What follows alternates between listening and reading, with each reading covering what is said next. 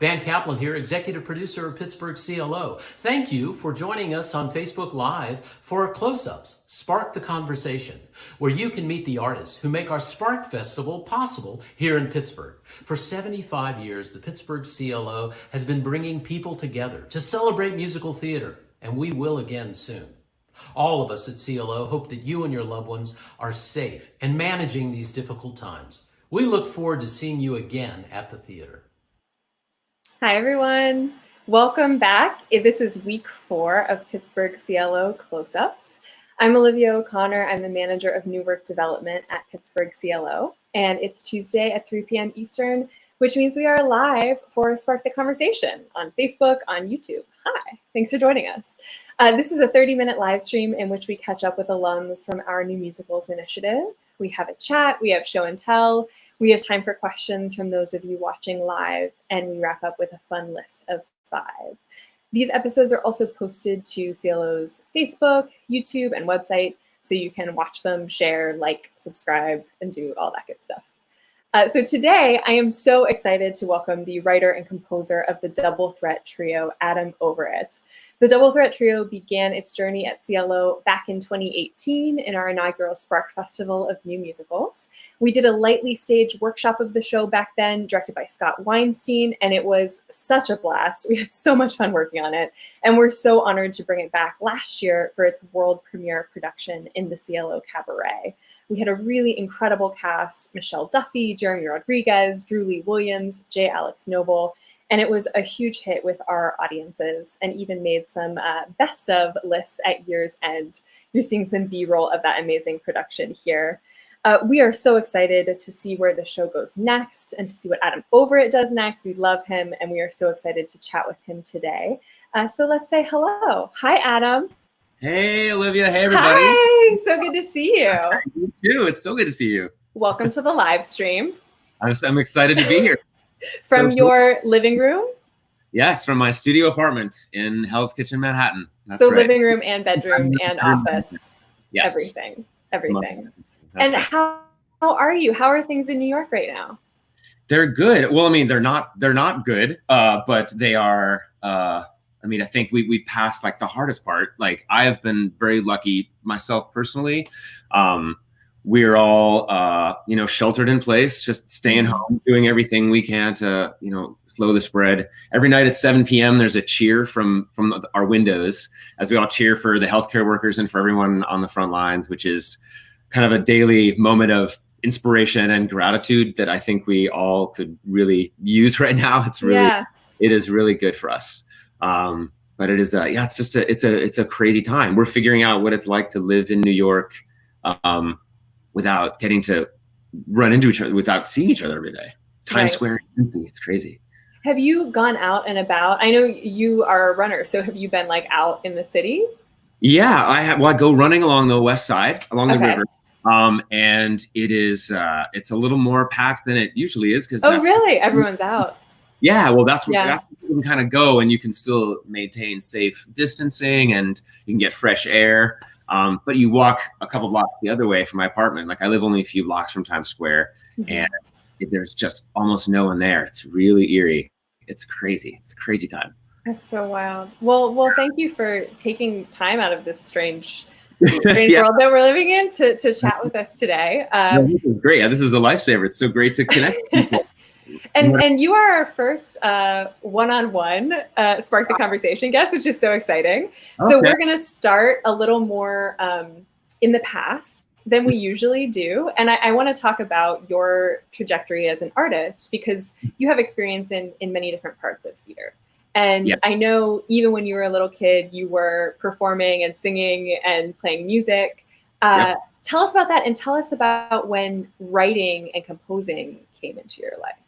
Boy, well, I remember as a really little kid, I remember getting cast albums and listening to them and thinking at the time, like, I really wish that I had made this and that I was in it. I just remember this wanting both of those things. Like, I wanted to have made that thing, and I wanted to be on stage in it. So I feel like from when I was really young, I knew I wanted to be creating and writing. and so, and also performing. So I kind of started doing them all, but it wasn't until later that I would say that it all started getting more synthesized. Mm-hmm. So as a kid, I would be, I sang in a wonderful children's chorus. I'm from Denver, and the Colorado Children's Chorale is an incredible professional touring organization for kids out there that, kind of made me as a musician and as a singer and a performer. And I also was writing, but I wasn't writing plays or musicals yet. I was just writing like stories. I'm pretty sure at age 7, I said something like, I'm going to write a novel now. Now it's time to write a novel. And I'm sure I wrote, how many pages does a 7-year-old write? 3 or 4. And I was like, there we go. That's my novel. I do remember writing a symphony when I was probably about 10. I think there were maybe 3 instruments in my symphony. Oh my God. My symphony probably was about 3 or 4 pages long, and I'll never know what it sounds like because I had no one to play those instruments. Oh, that's so amazing. I love that you went right to the top. You were like, I'm not writing a song. I'm writing a symphony. I'm not writing a story. I'm writing a novel. Like, yes, I was a very ambitious 6 or 7-year-old. I really wanted to do that. Like, yeah, it's funny, but I was always trying to make things. In fact, I remembered recently that I got into opera as a kid because in this organization that I mentioned, they often would have their kids play the kid parts in operas, local opera companies, and I would become obsessed with opera. And I found some amazing quartet from Falstaff. I was in the opera Falstaff, and there's a part where like these 4 women are all singing at the same time for something like 5 minutes. And I went and I got the score and I learned all the different parts, and then I would record myself singing one of them, and then I would take a tape player because I was using tapes in those days, and I would play the thing and then sing the other part on top of it and record that on something else. So I was being a little sound engineer in my bedroom, trying to like put together all these like quartets and duets and stuff. Oh, that's amazing. Wanted to make them from the beginning. Yeah. Wow. And you went to school for theater or for dramatic literature and music at Yale. I did, yes. And so was the idea when you were in school, did you think you wanted to perform professionally? Did you think I'm going to graduate and go audition? Was that the goal, or were you kind of figuring that out at the time? I was pretty sure that I wanted to hit the ground. I wanted to move to New York, and I wanted to audition and write. I somehow wanted to do all of those things. And I got here and I started doing them. I started doing them. I was auditioning. I got my union card. I did shows. I was writing at the same time. This is when I finally started to actually write musicals because I knew what I wanted to end up doing. And a few years ago, I veered more into like I started focusing more on the writing of the music, because as much as I love performing, I still love performing. And it's informed me as a writer so much. I just found that was sort of where the center of me really was, I think. Like, I just felt as a writer that I was like, oh, I feel like I know what I'm doing even when I don't, and I mess up all over the place. I just feel like, oh, I get a sense that I know what I want to be doing here. And sometimes as a performer, I'd be like, oh my God, am I doing the right thing? Am I like, anyone want to give me some notes? Anyone want to tell me if I'm like on the right track? But I guess I just felt a little more centered as a writer. And so, but. And it's funny that you say that about your performing life feeding your writing life, because one of the things I wanted to talk about today is that you are truly a multi-hyphenate. And it's funny because Double Threat Trio is about people who are not triple threats. And for folks who don't know who are watching, a triple threat is someone who can act, sing, and dance all equally well. And these folks, they're great at one thing, they're pretty good at another thing, and they can't at all do anything else. And that's the struggle. And the show really tells us that that's okay, right? Like, you don't have to be great at everything. Collaboration is what makes you great. But ironically, in your own life, and amazingly and infuriatingly, you're good at so many things. You're a singer, you are an actor, you're an amazing piano player, you're a writer, you're a composer, you are great at math and like SAT tutor. And I forgot until chatting with this call before you that you speak multiple languages. And you're also, like, for those watching who follow your social feeds, you're also like fitness goals for all of us. So talk to us about how you balance those things. And I suspect it has something to do with your incredible work ethic, which I have witnessed firsthand, but how you balance those things and how they do feed each other in your life. Oh, wow. Well, I'm glad to hear that. It seems like I'm balancing or juggling. I feel like every day I'm like, oh my God, what am I doing? How do I like, I can't keep it all together. I guess I do love all those things. And I guess I have for a long time. They've just all been sort of parts of my, kind of parts of who I am and what I love. And so for me, things like writing and singing and acting and playing the piano to me are kind of all branches from the same tree, I guess. Like I love musical storytelling, like storytelling through music. It's just the most wonderful, joyous sort of art form, I think, to experience and to create and everything. And so I've always really wanted to take as many parts in that as I could, I guess. And of course, I'm always all too aware of like where I'm falling short as a singer, or as an actor, or as a writer or anything. And I think that's probably why a show like Double Threat Trio kind of came out of me, because I'm very aware of shortcomings, and I'm also very aware of the necessity of collaboration and reaching outside yourself and knowing that you can't be good at everything. And I suppose I do kind of always want to be good at everything, and I'm always punishing myself when I'm not. And in a way, the Double Threat Trio is partly me telling myself, like, you know what, it's okay. Like it's okay to have flaws, to not be good at this, to fail here and there. So it's a lesson that I feel like I actually have to teach myself every day, even though I wrote a show about it. Yeah. And what about these things that don't seem related to the arts, like your math ability, or your fitness ability, or your language ability, like things that are not so obviously connected? Do you find that those give you relief, that they give you inspiration? Talk to us about that. Yeah, well, they are, in some ways they are connected in the sense that like math and music have a lot of connection and a lot in common. And I love the math of music, and music in a way is a beautiful, joyous puzzle. I feel like I remember having a master class with Adam Gettle years ago, and he said something like, music is numbers in the service of love, or something. And I feel like he kind of said that off the top of his head. And I've always thought like, that's a great way of thinking about it. Like it is, there's math and there's physics in music, but it's love and joy. And I've always loved math. I love puzzles. And creating a show is very much like constructing a puzzle and solving it at the same time. Like it's a lot of that kind of thing. Languages, also a musical sort of thing. I've always loved the Italian language since I was a kid because of opera and everything like that.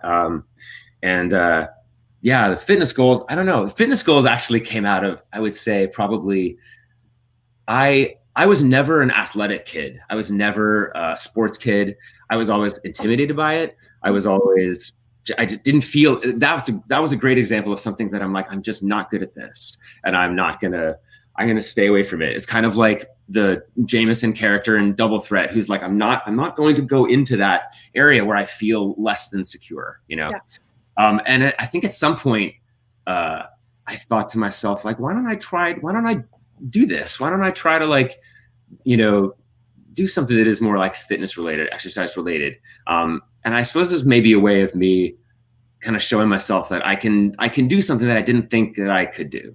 Again, another lesson that I have to like teach myself every day, like, oh, it's okay to not be good at something. It's okay to mess up. I guess that's kind of how that all sort of fits together. Yeah. Oh, that's a great answer. And something that we all, could do to be reminded of on a regular basis. So let's talk about Double Threat a little bit. Yeah. You alluded to this, but I remember you saying that you were inspired to write it while you were participating in a dance audition. Is that accurate? Yeah, sort of. Yeah, it came from actually a dance. It was a benefit. I was on tour with a show, and I was an actor in the show, and there were these incredible dancers in the show.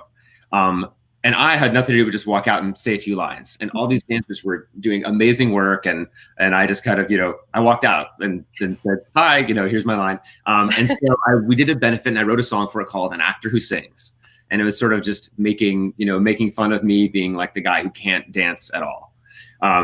And after that, I've had the idea, oh, you know, I think I'll write a song like for the other members of the triple threat, you know, or the you know, the trio, you know, there's a singer. I'll write a song for a singer who can't act, and I'll write a song for a dancer who can't sing. None of those songs actually ended up being in the show, except for an actor who sings, which turned into the opening number. Yes. We now have actor, singer, dancer. But there was something about having created that like set of songs and thinking like, what would happen if all these characters actually were in a room together? Like, what would that be about? And what would the challenge be that they would have to confront? Oh, they would have to be like thrown into some show. You know, they would have to, you know, confront their demons and do what it is they're terrible at, or they would have to figure out how to bring their best selves to the fore in the face of all these challenges. So it kind of came from, I would say probably many years of dance auditions that terrified me. Yeah, and a winding road through a song for a benefit and everything like that. And the show has been in development for time even before it landed at CLO. I know there was a workshop production at University of Oklahoma. There was a workshop production in Paris. And you've done a lot of work on it in your time at CLO too. So yes. We had like I said, the Spark workshop, then we did a pre-production workshop later that year. And finally, we did the production in 2019. And at each stage along the way, you have done amazing work on the show. Oh, we're seeing some of our wonderful cast members. Yay! We miss you all. And this is production, and some of these photos are from Spark as well, because we were lucky enough to keep some folks through, which we'll chat about in a moment. But I do want to ask about some of the big discoveries that you've had about the show and how those discoveries have manifested into changes. You mean like kind of in general, like? Yeah, in general, like discoveries about like what this story is, or what do we need to hear from a certain character? Yeah. That's, I mean, well, when I got to PCLO for the Spark Festival in 2018, as you probably remember, the show it felt like 18 hours long. I don't know how all that stuff had ended up in there, but it was a long show. And I was like, well, surely this can't all stay in there, but I don't know what I don't know what I can lose or what I can get rid of. And it turned out there was a whole subplot kind of involving sort of like a love relationship, you know, a love, you know, polygon between all these different characters that I thought was so cool and so fun. And so, you know, I thought it was sort of an important piece of heart of the story, but people just weren't really responding to it.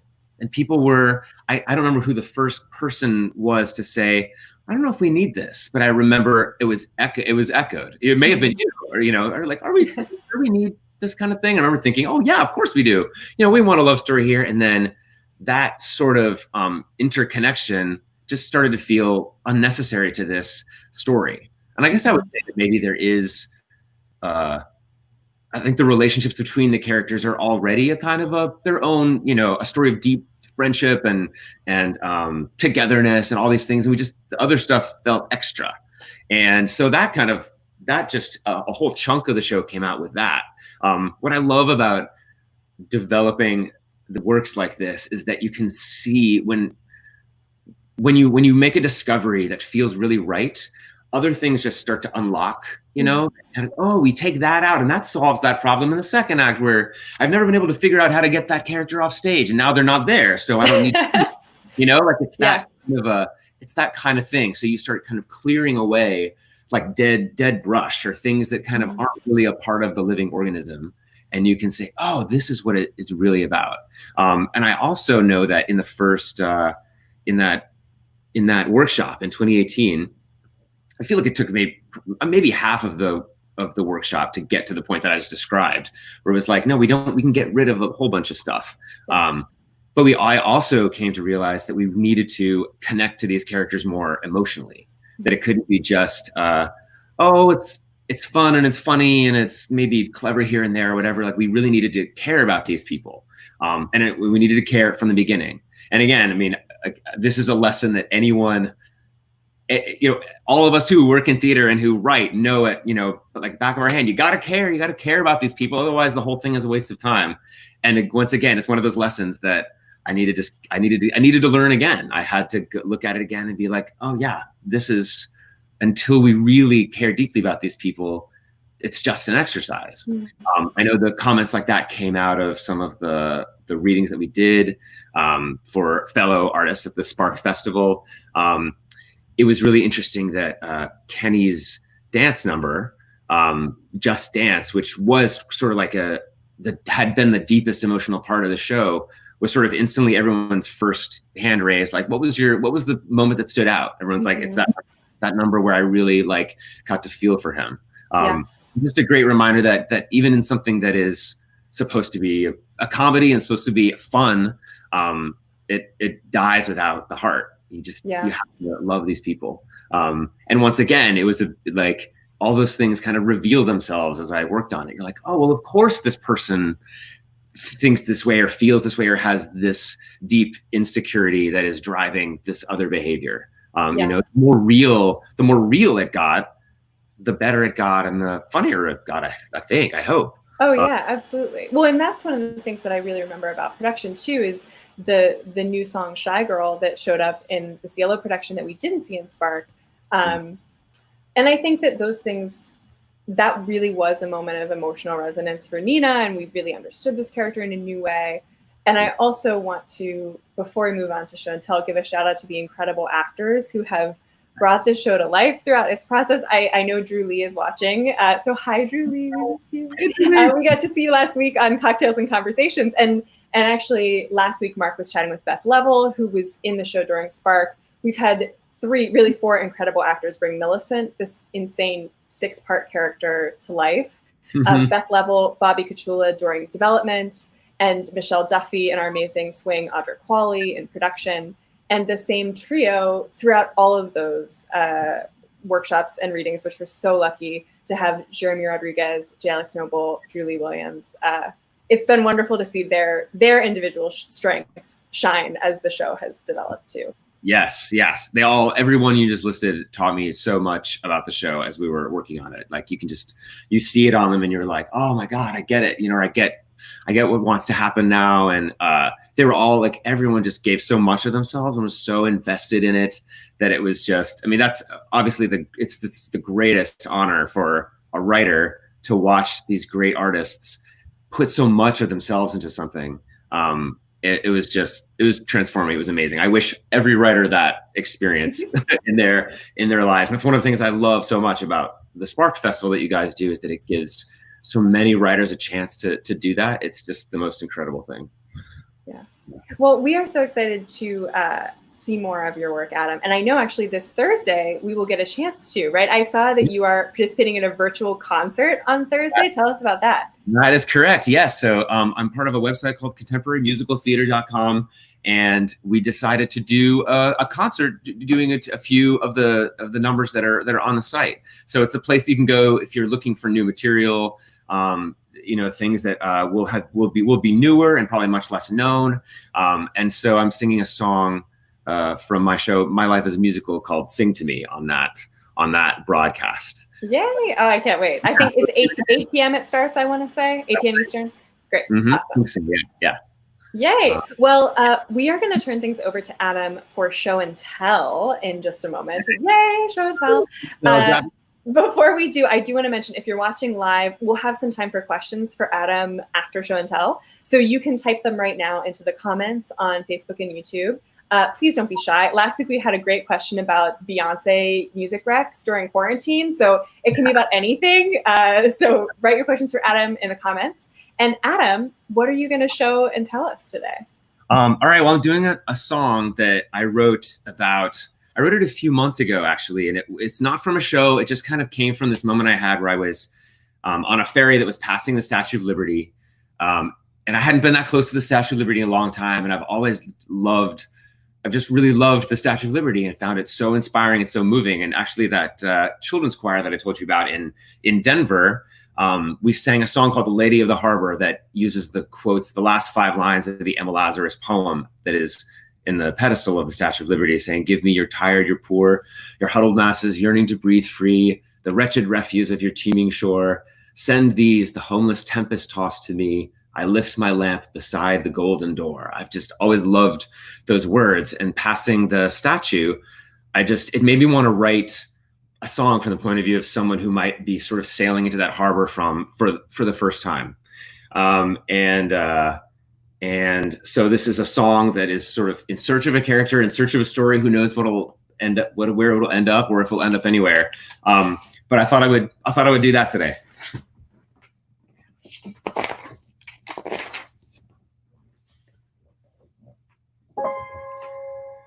Rising from the water, as behind her rose the land, she held aloft her blazing torch, a scepter in her hand. We trembled on the ship deck as she beckoned us to shore with the silent benediction we'd hungered for. To the helpless, the neglected, the unwanted, the rejected, it's you I have expected. Welcome. You sought refuge, they denied you. Now it's refuge I provide you, and the dreams sailing beside you. You are welcome here, as the sun brings the day. I am lighting the way. Welcome, welcome. You are welcome here.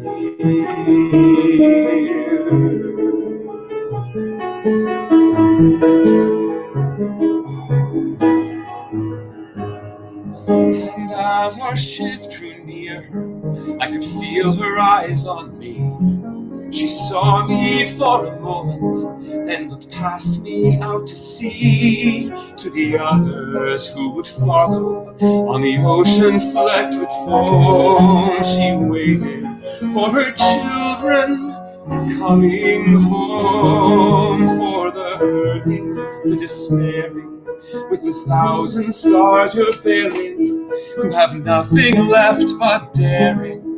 Welcome. And the world you've left behind you, no longer will it bind you. I have promised I would find you. You are welcome here, and your journey is through. I've been waiting for you.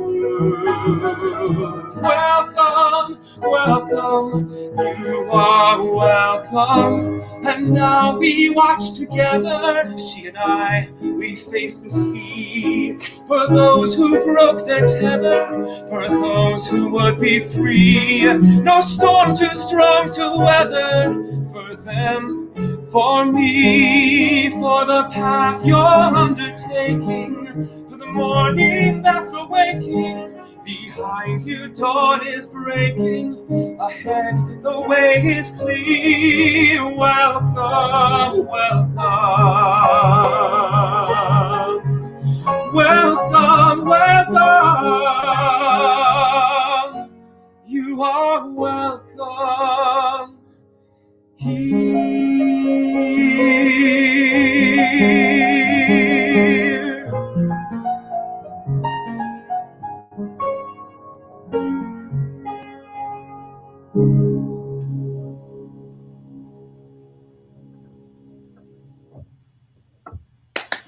Adam, that was beautiful. Thank you.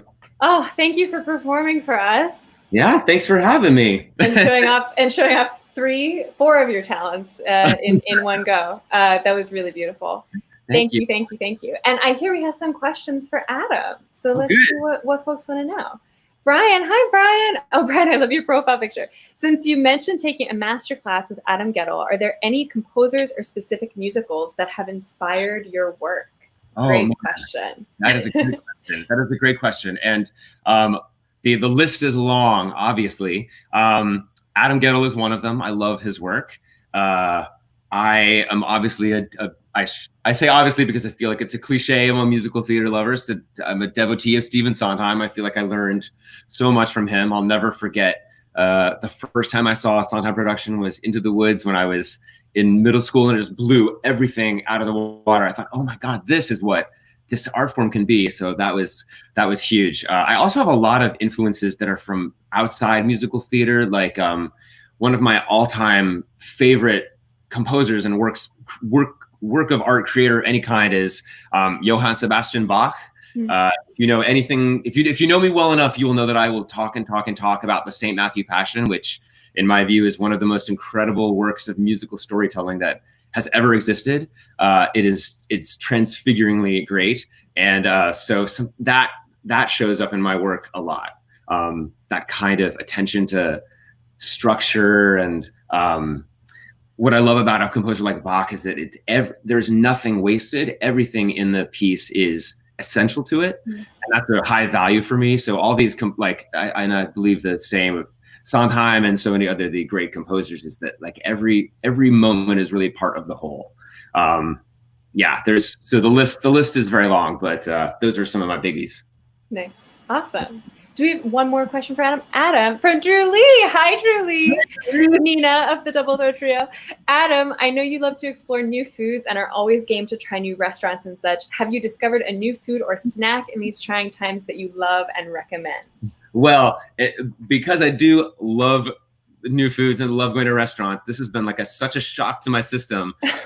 Anywhere to go and to be cooking for myself every day in my little studio apartments, because I almost never do that. So what I have been learning to do is just put together some super simple things for myself, and I'm really kind of getting into it and enjoying it. And one of my favorite new things that I found, super simple, it's just banana pancakes with banana and egg, and you just like whip them up and then like and put them in the pan. And those are the ingredients: banana and egg. Banana and egg, just banana and 2 eggs, and you whip them up, and it's delicious. And I'm like, you know what, I can handle this. I didn't think I could take care of myself in my little studio apartment, but if it's this simple, I can do it. I love it.